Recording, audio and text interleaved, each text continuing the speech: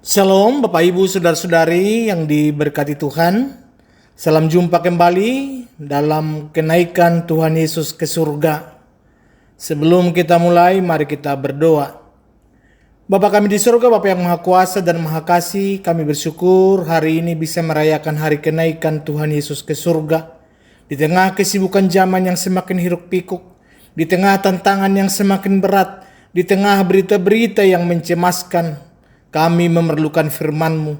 Bukalah hati dan pikiran kami yang sering kali terdistraksi oleh notifikasi HP, oleh media sosial, dan oleh pergumulan sehari-hari. Biarlah Roh Kudus-Mu bekerja hari ini, bukan untuk telinga saja, tetapi untuk mengubah hidup kami. Kami berdoa agar kebenaran tentang Yesus yang naik ke surga dan akan datang kembali menjadi fondasi yang kuat dalam hidup kami. Dalam nama Yesus Kristus kami berdoa. Amin. Salam sejahtera saudara-saudari yang dikasihi Tuhan. Sebelum saya lanjutkan, saya ingin bertanya, pernahkah saudara mengantarkan orang yang sangat saudara kasihi ke bandara? Mungkin anak yang mau kuliah di luar kota, atau saudara yang mau bekerja di negeri orang. Ada dua perasaan yang bercampur. Sedih karena berpisah, tapi juga ada harapan karena suatu hari nanti akan bertemu lagi. Itulah gambaran kasar dari apa yang para murid rasakan. Tapi yang mereka alami jauh lebih luar biasa. Karena Yesus tidak hanya pergi, tapi Dia berjanji akan datang kembali dengan cara yang sama. Saat ini kita akan menyelami kisah para rasul 1 ayat 1 sampai 11 untuk memahami 3 hal penting. Yang pertama, apa yang Yesus lakukan sebelum naik ke surga? Bagaimana dan mengapa Yesus naik ke surga? Apa artinya bagi kita yang hidup di zaman ini?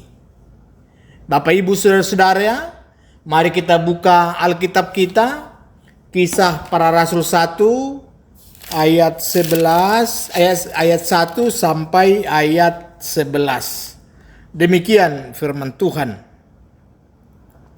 Hai Theophilus, dalam bukuku yang pertama aku menulis tentang segala sesuatu yang dikerjakan dan diajarkan Yesus sampai pada hari Ia terangkat. Sebelum itu Ia telah memberi perintahnya oleh Roh Kudus kepada rasul-rasul yang dipilihnya. Kepada mereka Ia menunjukkan dirinya setelah penderitaannya selesai, dan dengan banyak tanda Ia membuktikan bahwa Ia hidup. Sebab selama 40 hari Ia berulang-ulang menampakkan diri dan berbicara kepada mereka tentang kerajaan Allah. Pada suatu hari ketika Ia makan bersama-sama dengan mereka, Ia melarang mereka meninggalkan Yerusalem dan menyuruh mereka tinggal di situ menantikan janji Bapa. Yang demikian katanya, telah kamu dengar daripadaku, sebab Yohanes Pembaptis membaptis dengan air, tetapi tidak lama lagi kamu akan dibaptis dengan Roh Kudus. Maka bertanyalah mereka yang berkumpul di situ, Tuhan, maukah Engkau pada masa ini memulihkan kerajaan bagi Israel? Jawabnya, Engkau tidak perlu mengetahui masa dan waktu yang ditetapkan Bapa sendiri menurut kuasanya. Tetapi kamu akan menerima kuasa kalau Roh Kudus turun ke atas kamu, dan kamu akan menjadi saksiku di Yerusalem dan di seluruh Yudea dan Samaria dan sampai ke ujung bumi. Sesudah Ia mengatakan demikian, terangkatlah Ia disaksikan oleh mereka, dan awan menutupnya dari pandangan mereka. Ketika mereka sedang menatap ke langit waktu Ia naik itu, tiba-tiba berdirilah 2 orang yang berpakaian putih dekat mereka dan berkata kepada mereka, Hai orang-orang Galilea, mengapakah kamu berdiri melihat ke langit? Yesus ini yang terangkat ke surga meninggalkan kamu akan datang kembali dengan cara yang sama seperti kamu melihat dia naik ke sorga. Sampai di situ bacaan kita saat ini. Bapak Ibu Saudara-saudari, kisah para rasul ditulis oleh Lukas. Dia seorang dokter yang sangat teliti dan sistematis. Tidak seperti kebanyakan orang di zamannya, Lukas adalah seorang non-Yahudi yang menjadi pengikut Kristus. Dia adalah teman dekat dan mitra perjalanan Rasul Paulus. Kecermatannya sebagai dokter terlihat dari cara dia menulis dengan sangat detail dan berurutan. Theophilus menerima surat ini. Kemungkinan adalah seorang pejabat Romawi yang terpandang. Nama Theophilus berarti yang mengasihi Allah atau yang dikasihi Allah. Lukas menulis kepadanya untuk memberikan laporan yang akurat tentang peristiwa-peristiwa yang berhubungan dengan Yesus dan gereja mula-mula. Tapi yang indah adalah meskipun surat ini ditujukan kepada Theophilus seorang, Allah memakainya untuk berbicara kepada jutaan orang selama ribuan tahun, termasuk kepada kita hari ini di Indonesia. Kita perlu memahami bahwa kisah para rasul bukan sekedar catatan sejarah kuno yang tersimpan di museum. Ini adalah kisah yang sedang berlanjut. Kisah para rasul tidak memiliki kata penutup yang formal karena pekerjaan Allah belum selesai. Gereja kita hari ini, jemaat yang mungkin mendengarkan firman ini saat ini adalah bagian dari kelanjutan kisah itu. Jadi bayangkan Anda nonton serial drama yang sangat bagus, yang season pertama sudah tamat dengan akhir yang mengejutkan. Sekarang ada saudara menonton season kedua, dan Anda perlu ingat apa yang terjadi di season pertama supaya season kedua masuk akal. Jadi Injil Lukas adalah season pertama tentang apa yang Yesus mulai kerjakan di bumi. Ketika kisah para rasul ini adalah season kedua tentang apa yang Yesus lanjutkan melalui gerejanya dan kita yang sedang hidup di episode-episode menjelang final agung ketika Yesus datang kembali. Saudara-saudari, jemaat kita hari ini menghadapi tantangan yang tidak pernah dihadapi generasi sebelumnya. Anak-anak muda kita terpapar dengan berbagai ideologi melalui internet tanpa filter. Banyak keluarga Batak yang terpisah karena merantau ke berbagai kota bahkan negara. Nilai-nilai adat yang dulu menjadi perekat kita dipertanyakan oleh generasi muda. Angka perceraian naik bahkan di keluarga-keluarga Kristen. Gereja menghadapi persaingan dengan berbagai hiburan digital. Kita butuh fondasi yang kuat, dan fondasi itulah yang akan kita temukan di dalam teks kita hari ini. Saudara-saudari, sekarang kita masuk ke penjelasan ayat demi ayat. Di ayat 1 dan 2 di sini kita mau melihat Yesus mengajar tentang kerajaan Allah. Ayat 1 dan 2 mengingatkan kita bahwa ini adalah lanjutan dari kisah sebelumnya. Lukas menulis kepada Theophilus bahwa dalam bukunya yang pertama yaitu Injil Lukas, dia telah menulis tentang segala sesuatu yang dikerjakan dan diajarkan oleh Yesus. Dan sekarang dia melanjutkan kisah itu. Yang sangat menarik di sini adalah kata terangkat. Kalau dalam bahasa Yunani, dalam bahasa aslinya, kata yang dipakai adalah analambano, diangkat ke atas. Jadi Yesus tidak sekedar pergi, tidak sekedar meninggalkan dunia dengan cara biasa, tapi dia diangkat. Ini adalah tindakan Allah yang aktif dan berdaulat. Kenaikan Yesus adalah aksi ilahi, bukan kepergian manusia biasa. Di ayat 3 ini memberikan kita informasi yang sangat penting. Selama 40 hari setelah kebangkitannya, di sini Yesus berulang kali menampakkan diri kepada para murid. Dan apa yang diajarkan selama 40 hari itu? Kerajaan Allah. Ini adalah prioritas tertinggi Yesus sebelum naik ke surga. Kalau kita lihat dalam konteks sejarah, angka 40 ini sangat bermakna dalam tradisi Yahudi. Musa berpuasa 40 hari di Gunung Sinai sebelum menerima hukum Taurat. Israel mengembara 40 tahun di padang gurun. Yesus dicobai 40 hari di padang gurun sebelum memulai pelayanannya. Kini 40 hari terakhir setelah kebangkitan adalah persiapan terakhir para murid sebelum mereka menerima Roh Kudus dan memulai misi besar mereka. Kerajaan Allah bukan tentang gedung gereja yang megah, bukan tentang kekuasaan politik, bukan tentang mayoritas agama. Kerajaan Allah adalah pemerintahan Allah atas hati manusia, atas komunitas orang percaya, dan pada akhirnya atas seluruh ciptaan. Inilah yang paling penting bagi Yesus, dan seharusnya ini yang paling penting bagi kita juga. Kalau kita lihat di Indonesia hari ini, banyak orang termasuk orang Kristen tergoda untuk mencari kerajaan yang salah. Ada yang mengejar kerajaan materi, bisnis sukses, investasi menggiurkan, kekayaan melimpah. Ada yang mengejar kerajaan status, jabatan tinggi, koneksi kuat, nama besar di komunitas. Ada yang mengejar kerajaan popularitas, follower banyak, viral di medsos, dikenal orang. Tidak ada yang salah dengan sukses duniawi. Tapi Yesus ingin memastikan satu hal, kerajaan Allah harus tetap jadi prioritas pertama. Semua hal lain adalah nomor 2. Di zaman yang penuh godaan materi ini, ujilah dirimu. Apakah keputusan-keputusan besarmu dalam hidup, karir, pernikahan, tempat tinggal, penggunaan waktu dan uang didasarkan pada nilai-nilai kerajaan Allah atau pada nilai-nilai kerajaan dunia yang sementara? Sekarang kita melihat ayat 4 dan 5 ya. Di sini diceritakan ketika makan bersama murid-muridnya. Ini perhatikan ini. Yesus bahkan mau duduk semeja dengan manusia biasa. Dia adalah Allah yang tidak gengsi. Yesus memberikan perintah yang tegas.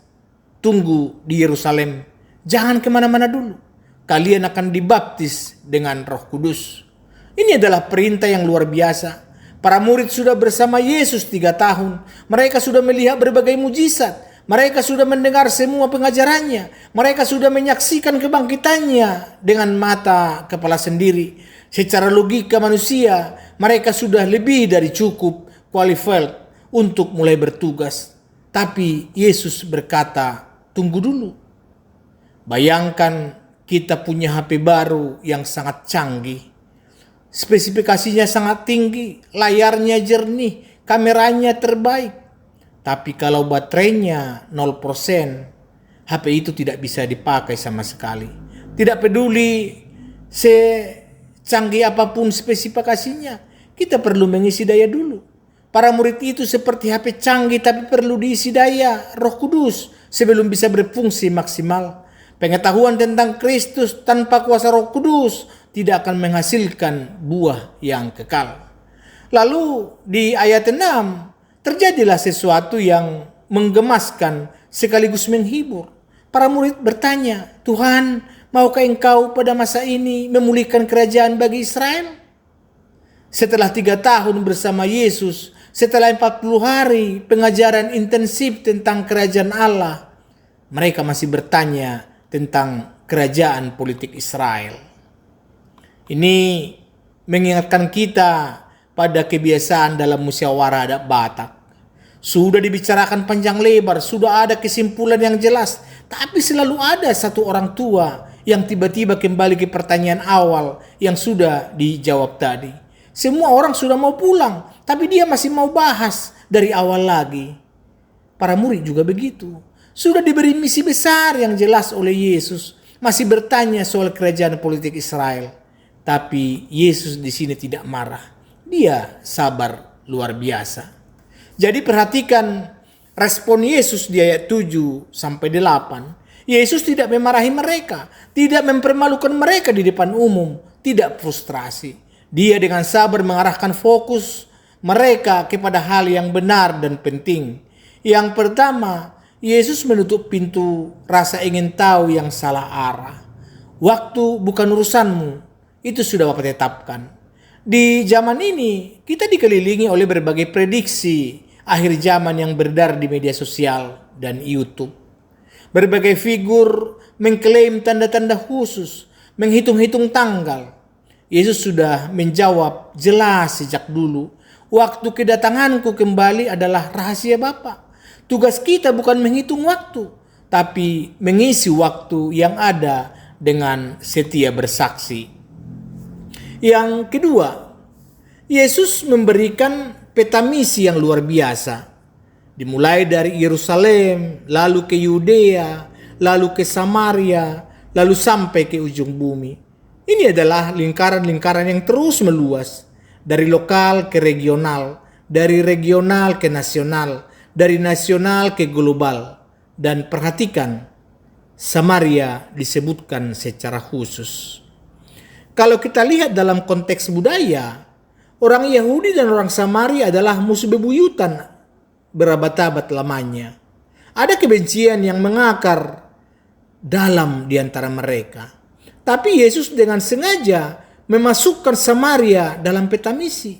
Ini adalah panggilan tegas untuk melampaui batas-batas yang biasanya memisahkan manusia. Ada batas suku, batas kelas sosial, batas sejarah kelam yang mempertemukan dua kelompok sebagai musuh. Yesus memanggil kita untuk mengasihi bahkan mereka yang selama ini kita anggap sebagai orang lain. Bagi kita, orang Batak, ini sangat relevan. Kita terkenal dengan kebanggaan suku yang kuat dan kesetiaan pada marga, bahkan kepada Bonapasogit kita. Ini adalah nilai yang baik dan perlu dijaga. Tapi panggilan Yesus lebih luas dari Hutat Tabe atau Bonapasogit Tabe. Kita dipanggil untuk bersaksi kepada yang di luar Hutatta, Samargatta. Itu orang Jawa, orang Sunda, orang Papua, tentu kepada suku-suku lain. Bahkan kepada orang-orang yang berbeda keyakinan di sekitar kita. Bukan dengan paksaan atau intimidasi, tapi dengan kasih yang tulus dan kesaksian hidup yang nyata. Di era media sosial ini, Samaria, kita mungkin adalah orang-orang yang berbeda pandangan dengan kita di kolom komentar. Kita sering cepat menyerang, mempermalukan atau memblokir orang yang berbeda pendapat. Tapi Yesus memanggil kita untuk membawa kasih bahkan kepada mereka. Bagaimana cara kita merespon orang yang berbeda pendapat di media sosial bisa menjadi kesaksian yang kuat, yang positif atau negatif tentang siapa Kristus itu. Sekarang, siapa Samaria dalam hidupmu? Siapa orang atau kelompok yang selama ini kamu anggap bukan urusanku? Doakanlah mereka minggu ini. Cari satu yang konkret untuk menunjukkan kasih Kristus kepada mereka. Sekarang kita melihat Yesus naik ke surga dan janji kedatangannya kembali. Itu di ayat 9 sampai 11. Jadi kita sekarang ini sampai kepada puncak teks yang kita baca, yaitu ayat 9. Ini menggambarkan dengan singkat tapi penuh kuasa peristiwa yang paling ajaib dalam catatan sejarah gereja mula-mula. Dikatakan, terangkatlah ia disaksikan oleh mereka, dan awan menutupnya dari pandangan mereka. Perhatikan kata disaksikan oleh mereka. Kenaikan Yesus bukan mitos, bukan cerita legenda yang berkembang selama berabad-abad, bukan pengalaman spiritual yang hanya dirasakan secara subjektif. Ada saksi mata yang nyata. Para murid melihat dengan mata kepala sendiri Yesus naik ke atas sampai awan menutupi dia dari pandangan mereka. Ini adalah fakta sejarah yang kokoh dan dapat dipertanggungjawabkan. Jadi kalau kita lihat fakta sejarah, para kritikus dan skeptis sering mencoba meragukan peristiwa-peristiwa Alkitab. Tapi kenaikan Yesus tercatat dalam dua kitab berbeda oleh penulis yang sama. Lukas 24 dan Kisah Para Rasul 1 dengan banyak saksi mata. Tidak ada satupun dokumen kuno yang berhasil membantah bahwa para murid benar-benar percaya dan bersedia mati untuk keyakinan ini. Tidak ada orang yang mau mati dalam penderitaan untuk sesuatu yang dia tahu adalah kebohongan atau cerita rekaan. Tapi ini murni dengan mata kepala sendiri. Awan yang menutupi Yesus bukan awan cuaca biasa. Kalau dalam tradisi Alkitab, awan sering melambangkan kehadiran Allah yang mulia, yang disebut Shekinah Glory. Ingat awan yang memimpin Israel di padang gurun, awan yang memenuhi bait suci ketika Salomo mendedikasikannya. Awan itu adalah tanda bahwa Yesus kembali ke dalam kemuliaan kekalnya. Dia yang pernah meninggalkan kemuliaan surga untuk menjadi manusia yang lemah dan menderita, kini kembali kemuliaan itu. Tetapi dengan bekas luka di tangan dan kakinya sebagai tanda cintanya yang kekal kepada manusia. Ayat 10-11 membawa kita ke klimaks yang menakjubkan. Para murid masih berdiri tertegun, memandang ke langit dengan mata yang mungkin sudah berkaca-kaca. Tiba-tiba 2 orang berpakaian putih, malaikat, berdiri di dekat mereka dan berkata, "Hai orang-orang Galilea, mengapakah kamu berdiri melihat ke langit? Yesus ini yang terangkat ke surga meninggalkan kamu akan datang kembali dengan cara yang sama seperti kamu melihat dia naik ke surga." Hai orang-orang Galilea, ini sapaan ini terdengar tegas, bahkan mungkin sedikit menegur. Kenapa kalian masih berdiri bengong menatap ke langit? Para malaikat seakan berkata, apa pekerjaan besar yang harus dikerjakan? Ada misi global yang harus dijalankan. Ada kesaksian yang harus diberikan kepada dunia. Berhenti melamun dan mulailah bergerak. Ini ada orang Batak punya kebiasaan yang sangat indah. Waktu ada acara adat, kita bisa duduk berjam-jam, berhari-hari, menikmati kebersamaan. Mungkin ada gondang, ada tortor, ada tuak. Semua ritual yang penuh makna dan kekayaan budaya. Itu sangat indah dan harus kita jaga. Tapi ada saatnya acara selesai dan kita harus pulang, kembali ke ladang, kembali bekerja. Para malaikat seperti tokoh adat yang bijak, yang berkata kepada para murid, acara menikmati kehadiran Yesus sudah selesai untuk sementara. Sekarang kembali ke tugas kalian. Tapi yang paling penting yang harus kita garis bawahi dengan tinta emas adalah janji di akhir ayat 11. Yesus ini yang terangkat ke surga meninggalkan kamu akan datang kembali dengan cara yang sama seperti kamu melihat dia naik ke surga. Ini ada 3 kata yang mengubah segalanya. Akan datang kembali. Ini bukan sekedar harapan yang samar-samar. Bukan dongeng yang menghibur. Bukan teori teologi yang abstrak. Ini adalah janji ilahi yang pasti dan tidak bisa dibatalkan. Seperti Yesus naik secara fisik, nyata dan terlihat oleh mata manusia, demikian pula dia akan kembali secara fisik, nyata dan terlihat oleh semua orang. Tidak ada yang simbolis atau alegori di sini. Jadi bayangkan kita menunggu update besar dari aplikasi favorit kita. Pengembang terpercaya sudah mengumumkan secara resmi update versi terbaru atau akan segera hadir dengan fitur-fitur yang belum pernah ada sebelumnya. Kita tidak tahu tanggal kepastinya, tapi kita tidak meragukan bahwa itu akan datang karena pengembang yang terpercaya sudah berjanji. Jadi sama kedatangan Yesus kembali adalah update terbesar dalam sejarah alam semesta. Dan pencipta alam semesta sendiri yang menjanjikannya. Update yang akan mengubah segala sesuatu selamanya. Saudara-saudari, bagaimana janji kedatangan Yesus kembali mempengaruhi cara saudara hidup hari ini? Apakah saudara hidup seolah-olah dia tidak akan pernah datang? Atau apakah kesadaran akan kedatangannya membentuk setiap keputusan dan tindakanmu? Saudara-saudari yang dikasihi Tuhan, sekarang kita masuk ke aplikasi praktis untuk kehidupan kita. Yang pertama, hidup dalam kemenangan Kristus, bukan dalam ketakutan. Bahwa kenaikan Yesus membuktikan bahwa misi penebusannya sudah selesai dengan sempurna dan tuntas. Dia bangkit dari kematian dan dia naik ke surga. Inilah segel final atau kemenangannya atas dosa, maut, dan segala kuasa kegelapan. Itu seperti kata Rasul Paulus, maut telah ditelan dalam kemenangan. Itu bisa kita baca dalam 1 Korintus 15 ayat 54. Kemenangan ini sudah terjadi, bukan akan terjadi, tapi sudah terjadi. Di zaman ini banyak orang Kristen masih hidup dalam ketakutan yang tidak perlu.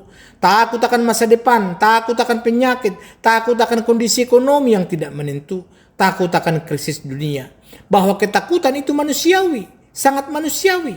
Tapi kita dipanggil untuk tidak membiarkan ketakutan menjadi penguasa hidup kita. Kristus sudah menang dan kita ada di pihaknya. Saudara-saudari, biasanya orang Batak punya semangat. Dangadong nasubui. Ini yang luar biasa.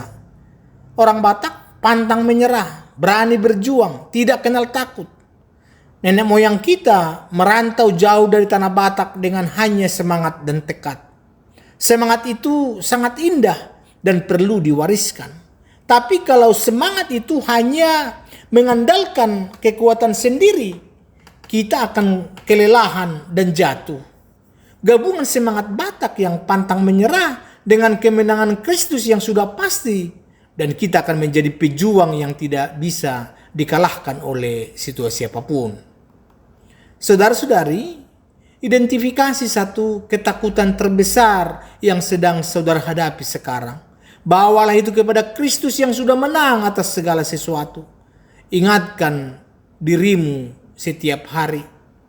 Aku bukan berjuang untuk menang. Aku berjuang dari posisi kemenangan yang sudah Kristus raih. Yang kedua, jangan terlalu mencintai dunia yang sementara ini.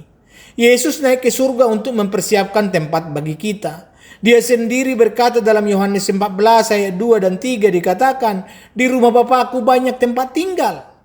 Aku pergi ke situ untuk menyediakan tempat bagimu. Dan apabila aku telah pergi ke situ dan telah menyediakan tempat bagimu, aku akan datang kembali dan membawa kamu ke tempatku.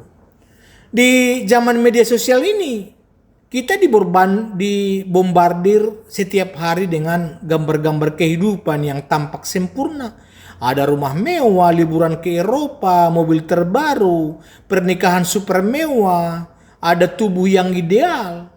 Dan tanpa sadar, kita bisa menghabiskan seluruh energi, waktu, dan uang kita untuk mengejar semua itu sebagai tujuan hidup utama. Padahal Yesus berkata dengan jelas, rumah kita yang sesungguhnya bukan di sini. Jadi, ini ilustrasi perantau Batak ya. Orang Batak terkenal suka merantau ke seluruh penjuru Nusantara, bahkan dunia. Dari Medan ke Jakarta, dari Jakarta ke Singapura, dari Singapura kemana saja. Tapi di hati orang Batak sejati selalu ada rindu untuk mulak tuhuta, pulang ke kampung halaman, ke tanah Batak, ke Bonapasogit.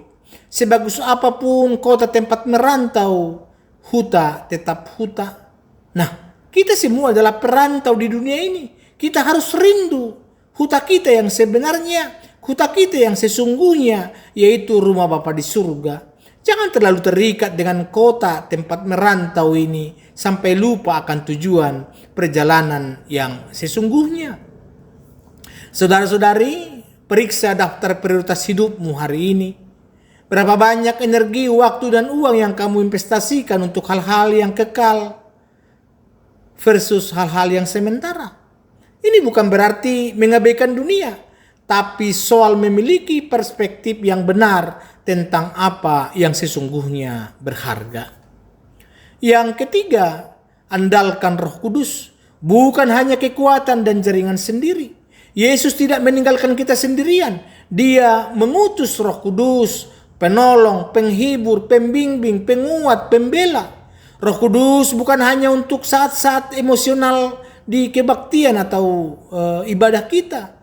Dia hadir untuk setiap aspek kehidupan kita sehari-hari. Di kantor, di dapur, di perjalanan, di saat-saat gelap tengah malam, ketika kita tidak bisa tidur karena khawatir. Orang Batak itu terkenal dengan kerja keras, kegigihan, dan kepintaran membangun jaringan. Ada istilah masih pature hutan abe, saling menolong, tolong menolong. Ini adalah nilai sangat indah. Tapi ada satu bahaya yang perlu kita waspadai. Kita bisa menjadi terlalu mengandalkan jaringan manusiawi, koneksi keluarga, uang, atau marga kita yang terkenal, sampai melupakan sumber kuasa yang sesungguhnya, yaitu Roh Kudus. Saudara-saudari, pernah dengar cerita seorang yang punya generator listrik yang bagus dan mahal, tapi generatornya tidak pernah dinyalakan karena takut boros bensin? Akibatnya, waktu mati lampu, rumahnya tetap gelap meskipun punya generator. Banyak orang Kristen memiliki generator Roh Kudus yang disediakan Allah dengan cuma-cuma, tapi tidak pernah mau menyalakannya melalui doa yang sungguh-sungguh, membaca firman setiap hari, dan ketaatan yang nyata. Akibatnya, mereka hidup dalam kegelapan, padahal sudah punya sumber terang yang luar biasa. Saudara-saudari, mulai hari ini, buat komitmen yang konkret sebelum mengerjakan tugas berat, sebelum mengambil keputusan yang penting, sebelum menghadapi konflik keluarga atau masalah pekerjaan. Berdoalah dulu dan minta pimpinan Roh Kudus secara spesifik, bukan setelah gagal, tapi sebelum memulai. Yang keempat, jadilah saksi Kristus dari rumah hingga ujung bumi.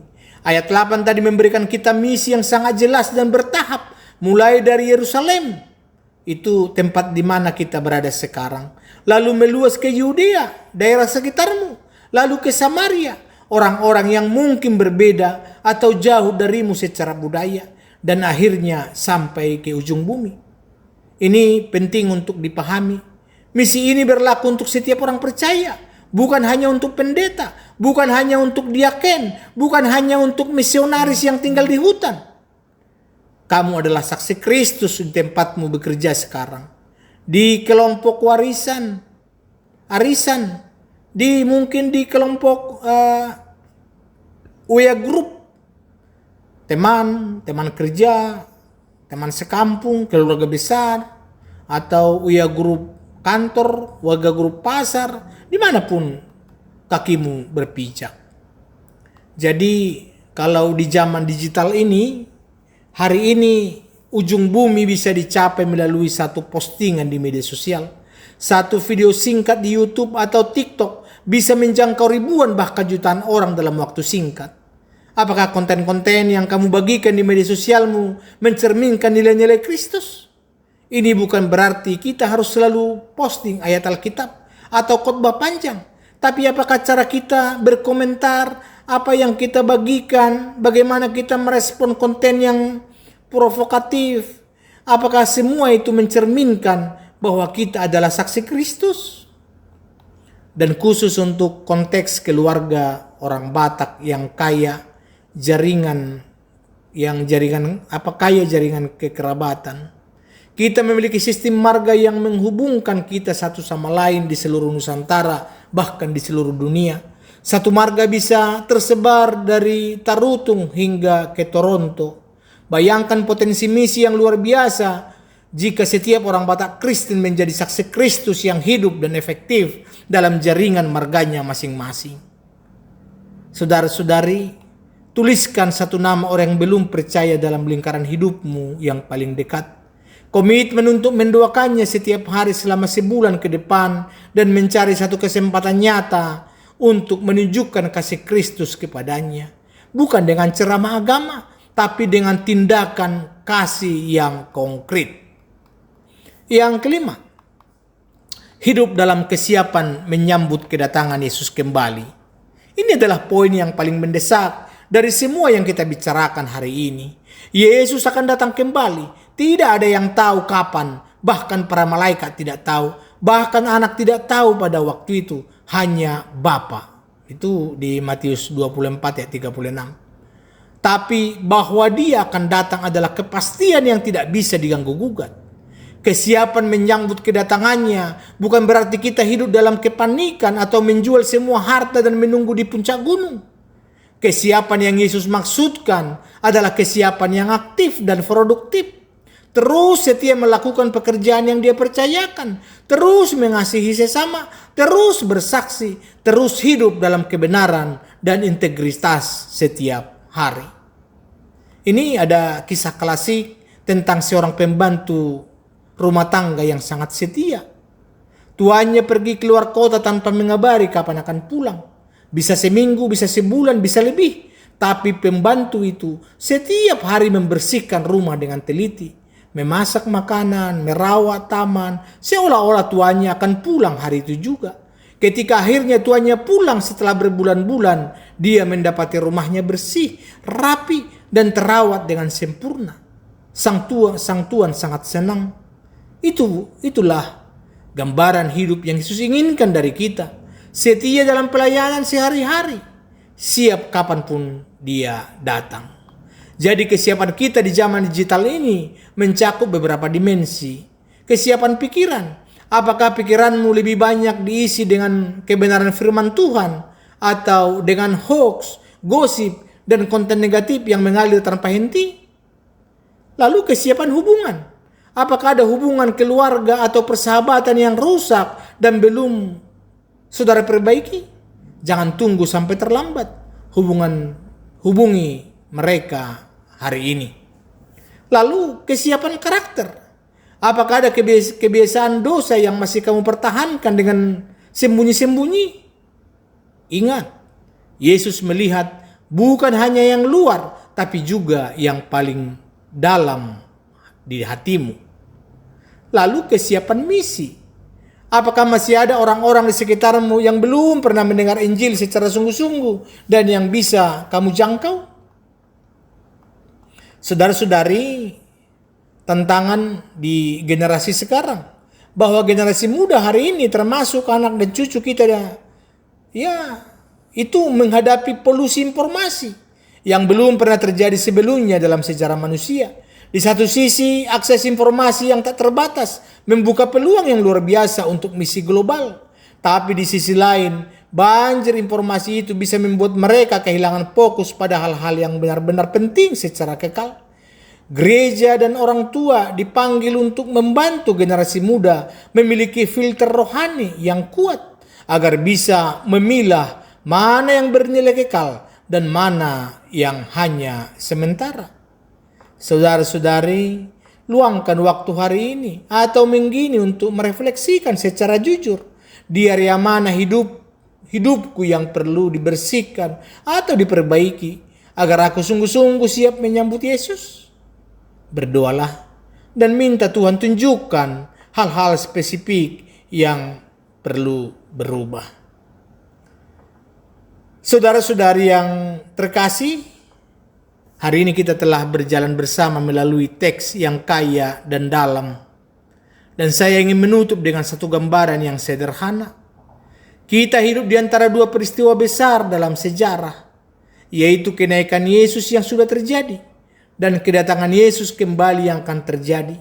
Kita berdiri di antara dua kepastian ilahi ini, bukan di antara dua ketidakpastian, tetapi di antara dua kepastian.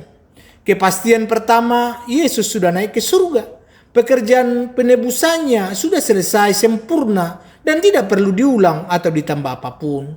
Dia sedang duduk di sebelah kanan Allah Bapa, berdoa syafaat bagi kita setiap saat, memerintah atas segala kuasa dan otoritas, dan mempersiapkan tempat yang luar biasa bagi kita.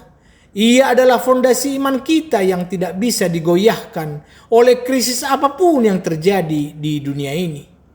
Kepastian yang kedua adalah Yesus akan datang kembali, bukan sebagai bayi lemah yang terbaring di palungan Bethlehem, bukan sebagai terpidana yang diseret ke Golgota, tetapi sebagai Raja segala raja dan Tuhan segala Tuhan, dengan kemuliaan penuh yang tidak tertahankan, dengan awan-awan di langit, dengan suara sangkakala yang mengguncangkan alam semesta. Dan pada hari itu, semua mata akan melihatnya. Orang percaya dengan sukacita yang tak terhingga, orang yang menolaknya dengan penyesalan yang dalam.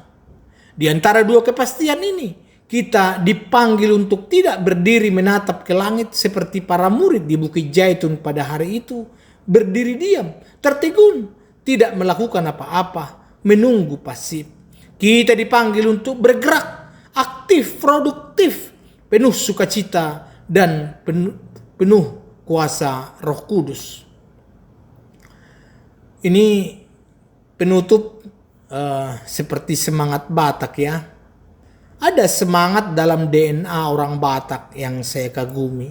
Ketika ada pekerjaan yang harus diselesaikan, orang Batak tidak kenal kata diam.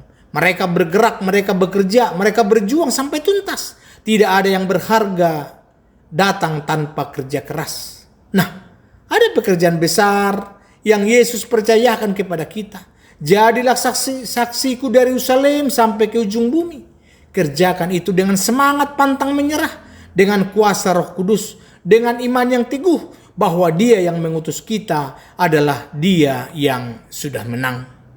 Dan ketika Yesus datang kembali nanti, entah hari ini, entah besok, entah bertahun-tahun lagi, kita tidak tahu. Biarlah Dia mendapati kita bukan sedang tidur dalam dosa, bukan sedang malas dalam pelayanan, bukan sedang berpura-pura di gereja, tapi hidupnya kosong di luar. Tapi biarlah Dia mendapati kita sedang setia mengerjakan misi yang Dia percayakan.